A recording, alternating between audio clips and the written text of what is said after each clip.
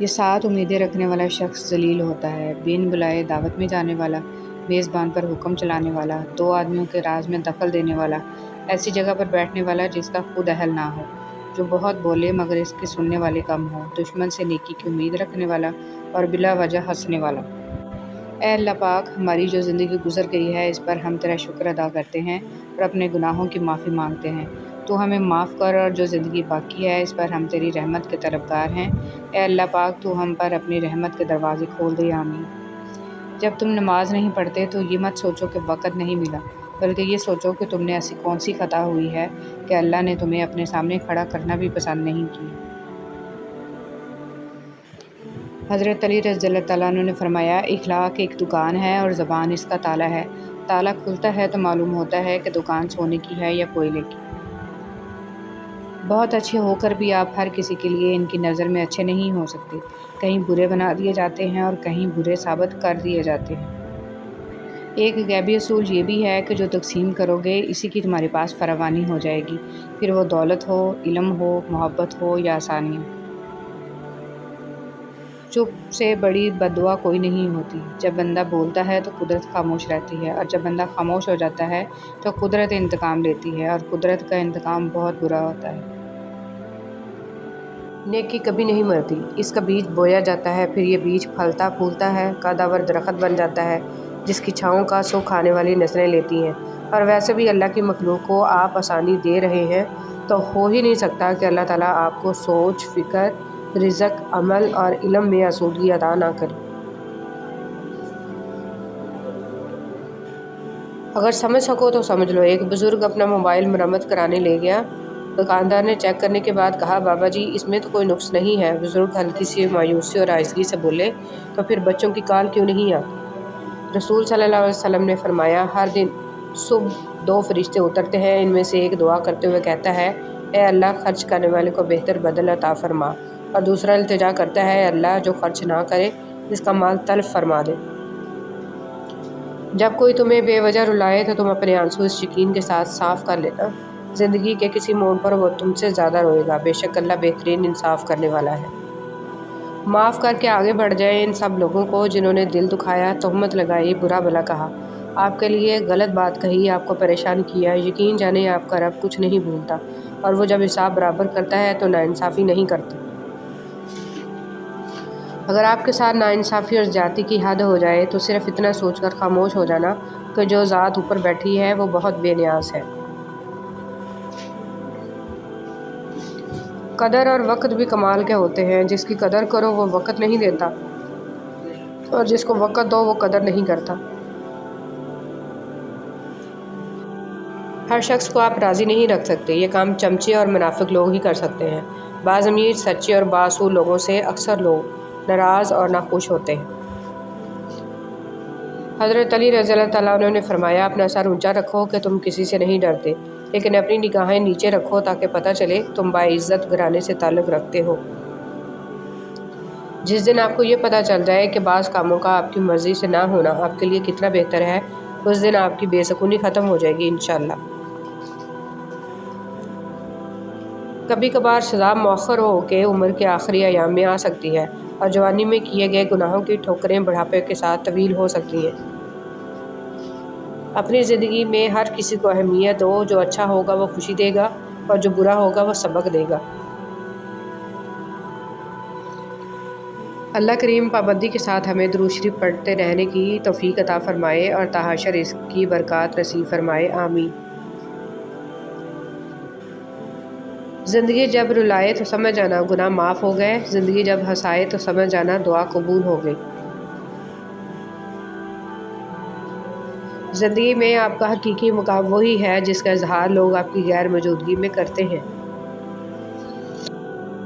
جن کو علم ہو جائے کہ اللہ بڑے غور سے سنتا ہے تو پھر وہ اپنی کہانی کسی اور کو نہیں سناتے۔ برے سلوک کا بہترین جواب اچھا سلوک، اور جہالت کا بہترین جواب خاموشی ہے۔ میں مسکرا دیتی ہوں ہر بار یہی سوچ کے کہ اللہ پاک میرے حوصلے کبھی ٹوٹنے نہیں دے گا۔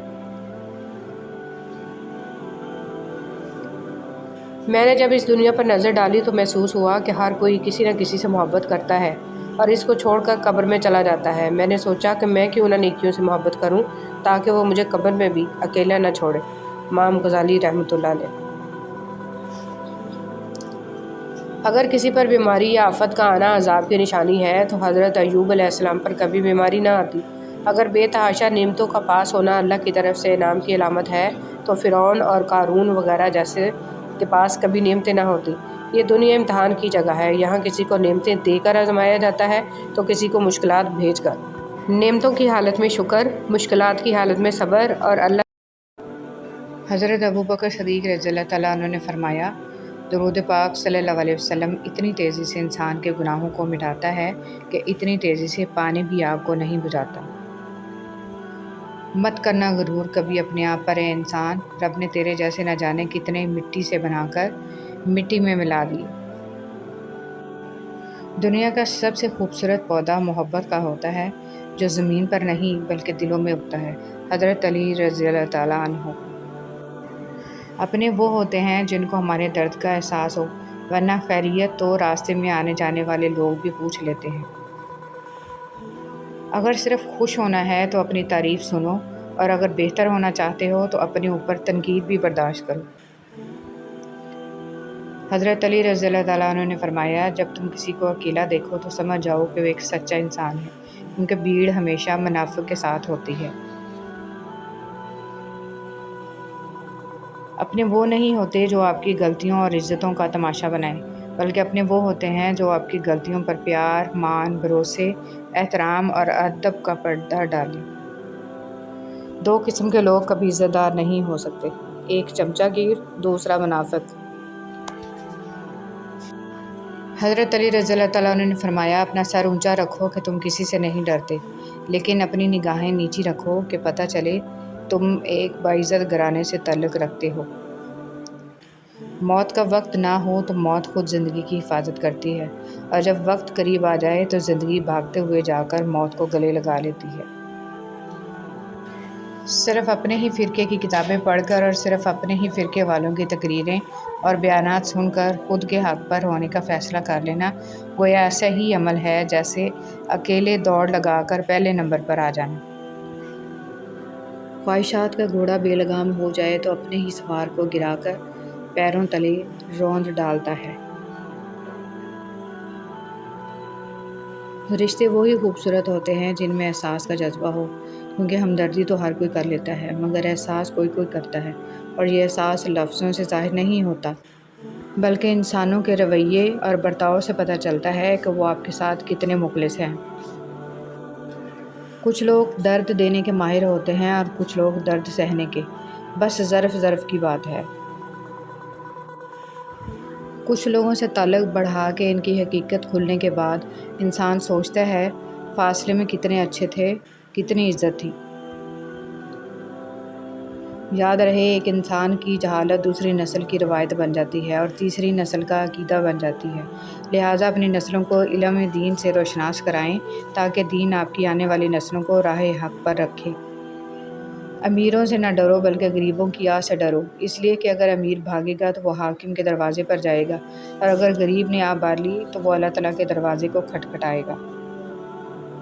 جب کوئی دنیاوی طور پر اونچے رتبے والا شخص آپ کو کہہ دے کہ میں آپ کے ساتھ ہوں تو آپ تسلی میں آ جاتے ہیں، لیکن جب اللہ رب العزت آپ سے کہہ رہے ہے کہ میں صبر کرنے والوں کے ساتھ ہوں تو آپ اس کو معمولی کیوں سمجھتے ہیں؟